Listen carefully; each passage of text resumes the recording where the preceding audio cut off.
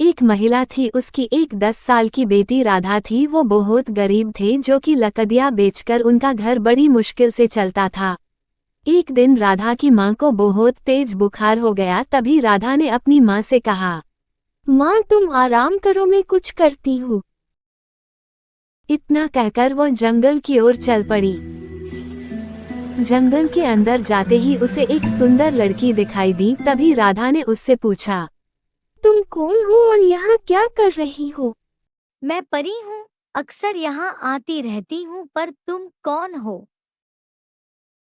राधा ने अपनी पूरी कहानी परी को सुनाई। परी ने राधा को एक जादुई औषधि दी और कहा, यह औषधि जादुई है, इसे तुम अपनी माँ को सूंघा देना, लेकिन ध्यान देना इस औषधि को तुम सिर्फ 2 बार ही इस्तेमाल कर सकती हो। इतना कहकर परी चली गई।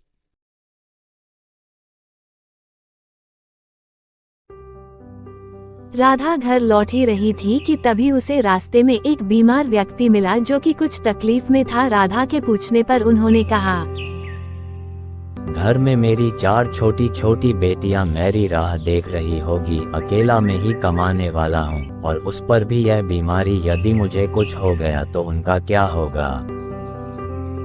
ये सुन राधा ने वो औषधि उस आदमी को सूंघा दी। वह एकदम स्वस्थ हो गया और जोर जोर से कूदने लग गया। राधा फिर अपनी घर की ओर चल दी।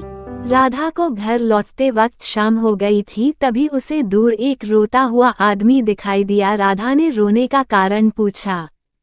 मेरे 2 बेटे हैं, दोनों अपाहिज है, और मैं लकड़हारा हूँ। लकड़ी बेचकर अपना गुजारा करता हूँ, और मेरी कुल्हाड़ी भी टूट गई। बिना कुल्हाड़ी के मेरा घर कैसे चलेगा? और मेरी तबीयत भी खराब है। काश मेरी तबीयत अच्छी हो जाए, जिससे मैं लकड़ियाँ बेचकर उन पैसों से कुछ कर पाता। राधा को उस आदमी पर दया आ जाती है और वो आखिरी औषधि, जो कि अपनी माँ के लिए थी, उस आदमी को सुघा देती है।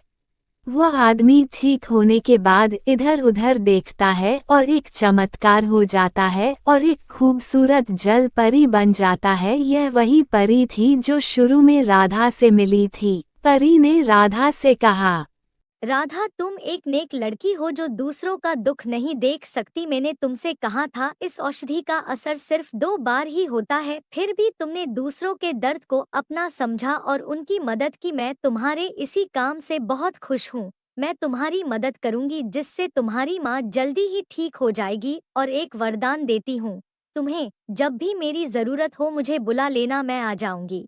इतना कहकर परी राधा को अलविदा कह देती है और राधा अपने घर की ओर चल देती है।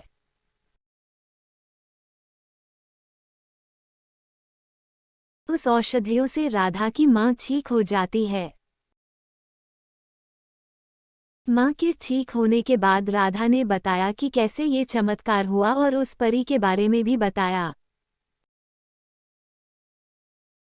राधा की बात सुन माँ बहुत खुश हुई और तब से जब कभी भी राधा को मदद की जरूरत होती है, परी आ जाती है।